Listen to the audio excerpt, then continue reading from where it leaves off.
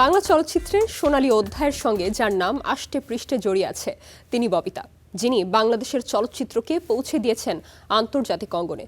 পর্দায় তিনি কখনো ছিলেন রোমান্টিক নায়িকা, কখনো তুমুল জনপ্রিয় অভিনেত্রী, আবার কখনো মমতাময়ী মায়ের চরিত্রে ছুঁয়ে গেছেন দর্শক হৃদয়। তবে পর্দার বাইরেও তার আরেকটি বড় পরিচয় একজন দায়িত্বশীল মমতাময়ী মা হিসেবে। মা দিবসে তাই ফিরে দেখা এক অবিচল হার না মানা মায়ের গল্প।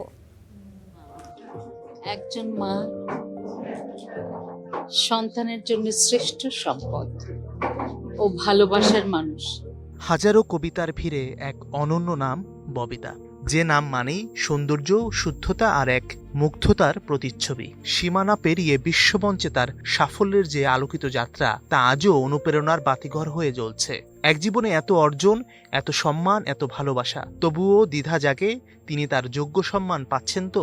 ডালাসে আমাকে ওরা ওখানকার mayor life time achievement award দিয়েছে এবং বলেছে 5th August Babita day announce করেছে।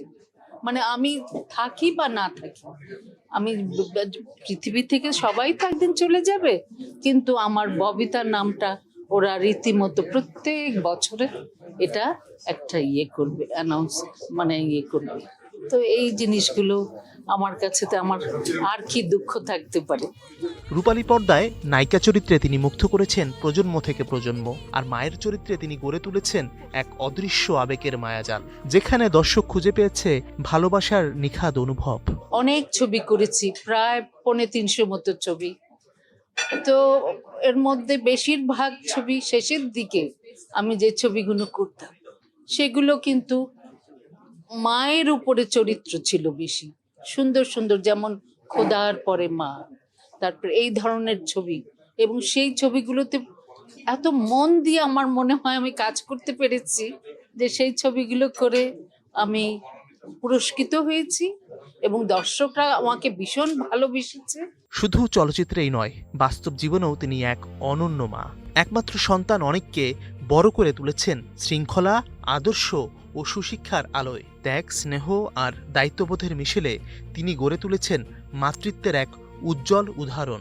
আমার ছেলে কিন্তু একটা কথা বলে যে আম্মা দেখো, তোমার জন্য আজকে আমি এত দূর লেখাপড়া করেছি, তোমাকে খুশি করার জন্যে। অনেক যখন বড় হচ্ছে তখন আমি অনেক ছবি ছেড়ে দিয়েছি, না আমার ছেলেকে দেখতে হবে, ও কোথায় পড়বে, কি করবে। এবং ও বলতো আম্মু তুমি এখন একা, তোমার মনে হয় একটা আব্বুর দরকার আমার। আমি বললাম না বাবা, এটা তুমি বলো না, তুমি আমার সবকিছু, তোমাকে নিয়েই আমার পৃথিবী।